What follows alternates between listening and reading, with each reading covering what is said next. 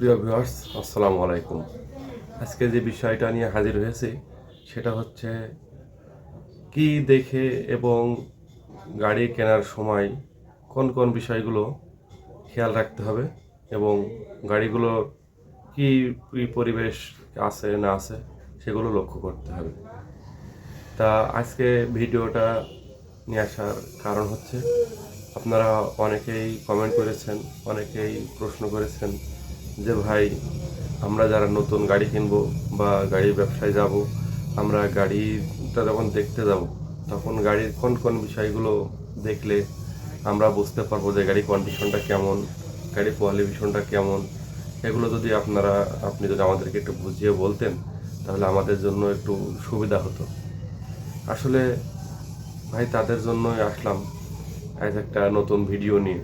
কারণ হচ্ছে অনেকেই যারা নতুন ব্যবসা করবেন বা প্রবাসে থাকেন, প্রবাস থেকে দেশে আসবেন, এসে কিছু একটা তো করতে হবে।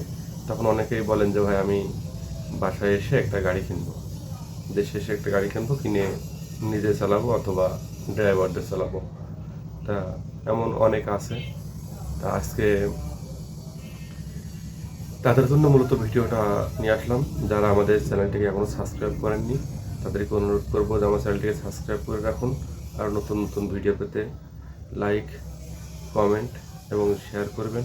চলুন, আসলে যখন আমরা একটা রিকন্ডিশন সেকেন্ড হ্যান্ড গাড়ি কিনতে যাই তখন গাড়ির কাছে গেলে অনেক কিছু বোঝার এবং খেয়ালের বিষয়গুলো থাকে। যেমন মনে করেন যে প্রথমে গাড়ির কাছে গেলাম, প্রথম কাজটি হবে যে গাড়ির কাগজপাতি কি অবস্থা। অনেক সময় দেখা যায় যে গাড়ির কাগজ আছে অনেক আগের কিন্তু গাড়িটা নিউ মডেল, তাহলে নিশ্চয়ই এখানে কোনো সমস্যা আছে।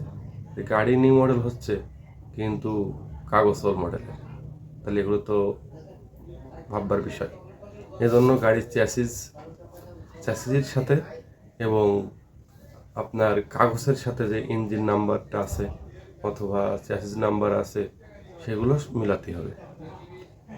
এক, 2 নম্বর হচ্ছে আপনি গাড়ি যখন দেখবেন, গাড়ির কাছে যাবেন, যে ইঞ্জিন দিয়ে কোনো ইঞ্জিন স্টার্ট করতে হবে, স্টার্ট করার পরে কোনো গ্যাস মারছে কিনা, যে গ্যাস পাইপটা আছে গ্যাস পাইপ দিয়ে কোনো গ্যাস আসছে কিনা অথবা কোনো মোবিল ঘামছে কিনা, সেটা স্টার্ট করার পরে এবং আউটসাইড যাওয়ার পর বোঝা যাবে যে ইঞ্জিনে কোনো সমস্যা আছে কিনা।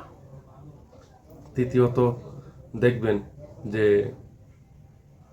আপনার যে ইঞ্জিনে যে টার্বোটা আছে ওই টার্বো দিয়ে কোনো মোবিল আসছে কিনা, এগুলো অবশ্যই দেখবেন।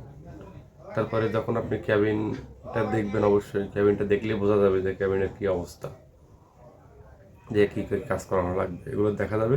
এগুলো লুকোচুরি করার বিষয় না। এবং বডির সাইডে কিন্তু রং করা থাকলে অনেক সময় বোঝা যায় না। এই জন্য গাড়ির বডির ভিতরে উঠতে হবে।